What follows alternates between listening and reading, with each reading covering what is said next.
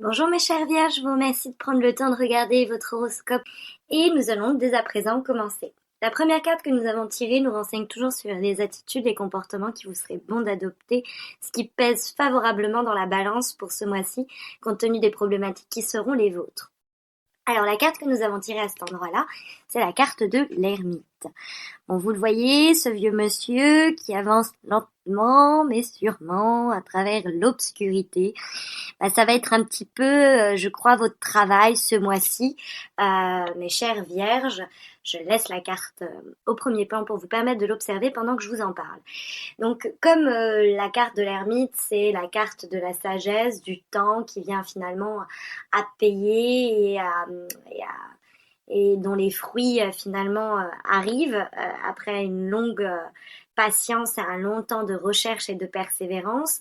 La carte de l'ermite va forcément vous inviter à la réflexion, à la sagesse dans les questions de choix ou d'événements qui sembleraient vous percuter ce mois-ci. Je dis ça parce qu'on va avoir visiblement un événement inattendu qui va venir perturber votre mois. Donc la carte de l'ermite vous dit que il est bon de sortir, mais que peut-être faire comme l'ermite et vous replier quelque temps sur vous-même et retrouver votre grotte intérieure, quelle qu'elle soit, que ce soit votre maison ou une grotte plus spirituelle, il serait bon de vous tourner vers vous-même et de réfléchir sagement aux possibilités qui sont les vôtres et à faire évoluer malgré peut-être la soudaineté des événements votre mode de pensée et d'action de façon la plus prudente et réfléchie qu'il soit.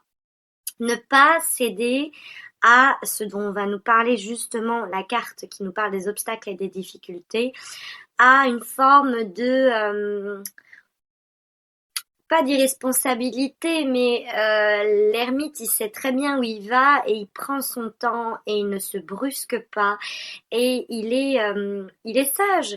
Et donc, la carte qu'on a en obstacle et en difficulté, on a totalement l'inverse, on a le jeune homme, on a la carte du battleur.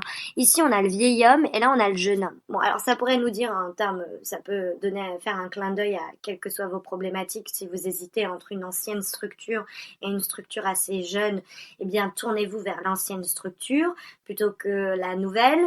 Si vous avez deux projets, essayez de finir le premier avant de vous lancer dans le nouveau. Et si vous avez deux hommes ou deux femmes qui vous intéressent, plutôt là d'ailleurs deux hommes, intéressez-vous à la personne la plus âgée qui semble la plus responsable et la plus mature parce que c'est elle qui risque de mener à bien la relation que vous espérez ou en tout cas à qui vous pouvez faire confiance. Et de la même façon, on peut aussi comprendre que en vous, écoutez le vieux monsieur plutôt que la personne un peu faux-folle qui a envie de faire plein de choses, de commencer plein de choses, mais qui n'en est pas ou qui ne s'en sent pas aussi capable. Car la carte de du Battler est la première carte du tarot et elle ouvre toujours le jeu. C'est un peu comme dans l'oracle de la triade par exemple, la carte de l'alpha. C'est une carte, c'est le début. Mais sur quoi ouvre cette carte? C'est toujours difficile de le savoir.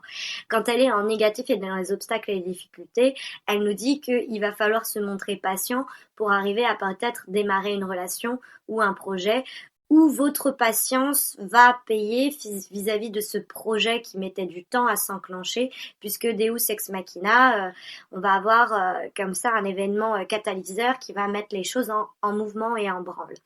En tout cas, le battleur peut nous parler aussi vous voyez, il a l'ensemble des éléments sur sa table qui sont symboliquement les outils, c'est-à-dire les aptitudes, la connaissance, le savoir, mais aussi les qualités qui lui permettront de réussir la quête dans laquelle il s'apprête à s'engager. Or, la carte est en obstacle, donc ça pourrait nous dire quelqu'un qui n'est pas encore prêt en termes, par exemple, de formation professionnelle ou qui débute. C'est quelque chose qui est tout nouveau pour lui et du coup, c'est un petit peu difficile. Dans les conseils qu'on pourrait comprendre dans cette carte-là du battleur, on pourrait vous dire ne vous lancez pas tête baissée de façon un peu, je vous en parlais tout à l'heure, irresponsable dans un nouveau projet ou une nouvelle relation sans avoir pris le temps d'y réfléchir auparavant parce que le battleur peut aussi avoir envie comme ça de se jeter un petit peu follement dans l'action, et comme il est encore jeune, hein, c'est un peu le chien fou. Vous voyez ce que je veux dire? Je veux y aller, je veux chercher ci, je veux chercher ça, mais derrière, bah oui, mais il faut se préparer pour ça. Il faut une recherche, il faut une réflexion, il faut une formation, puisque c'est une carte qui nous parle des études également. Bref. Mais je vous le disais, ça peut aussi nous dire, ces cartes-là peuvent simplement nous parler d'un état, d'une situation qui est la vôtre depuis quelques semaines, quelques mois, où vous réfléchissez patiemment parce que vous savez que pour le moment, c'est pas encore le temps de commencer cette relation ou ce nouveau projet, etc. Mais on a en vibration comme s'il y allait avoir on a la vibration, on a tiré la carte de la maison Dieu, qui nous parle comme ça d'événements catalyseurs imprévisibles. Alors oui, dans les termes de professionnels, c'est un changement de structure, ça peut être une promotion, ça peut être une embauche, un entretien qui se solve par la réussite. Bref, c'est la bouteille de champagne qui explose, mais ça peut être aussi une crise, une dispute, une séparation, une rupture, mais c'est quelque chose qui pète enfin. C'est l'explosion tant attendue, quelque chose qui était retenu et qui enfin arrive. Avec la carte de l'ermite qui nous dit lentement mais sûrement, ça peut nous dire que vous attendez patiemment que la maison Dieu explose et qu'on sabre la bouteille de champagne ou que tout soit enfin révélé au grand jour. Et je pense que le battleur nous dit que le temps n'est peut-être pas exactement venu pour le faire, mais que de toute manière, ça va finir par péter, entre guillemets, puisqu'on a la carte de la maison Dieu en vibration, comme ça, événement soudain et subit, un peu imprévisible, toujours un peu difficile à vivre du coup, parce que sa soudaineté surprend et peut effrayer ou peut bouleverser émotionnellement. Après, cette carte, on l'a en vibration, et celle qui vient lui répondre nous parle du chariot.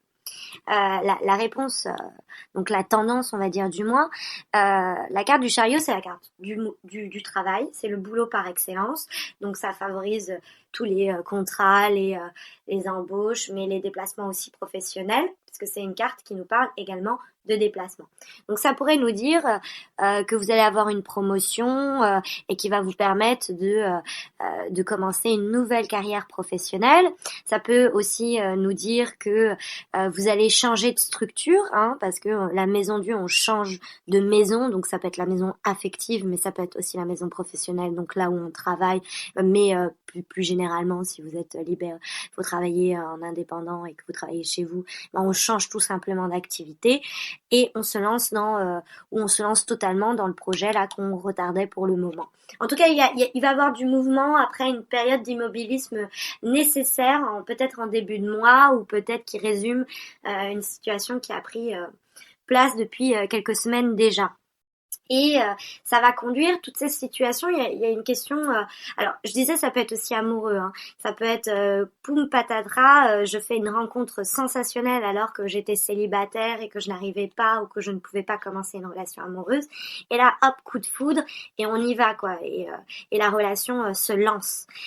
Puisque on a en synthèse, quand on additionne les 4 lames qui vous font face, mes chères vierges, on obtient la carte de l'amoureux.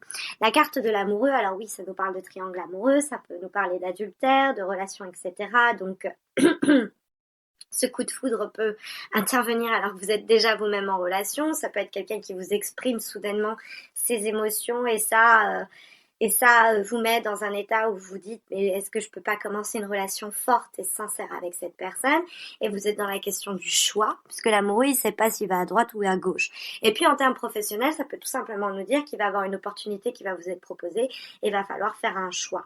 Mais je pense, mes chères vierges, que vous ferez le bon choix justement, puisque la carte de l'ermite en positif vient nous dire que vous saurez juger avec sagesse et réflexion de la situation et opter pour la meilleure solution pour faire avancer le projet, la relation là où vous souhaitez qu'elle se rende. Voilà, vous envoyez mes meilleures ondes et pour ce choix et pour cette action soudaine qui va vous tomber un peu dessus. Je pense que c'était attendu et comme c'est effréné, ça vous fera du bien. Je vous remercie d'avoir pris le temps de regarder cette vidéo. N'hésitez pas à vous abonner à ma chaîne si ce n'est pas encore fait. Je vous dis, j'espère, à très bientôt.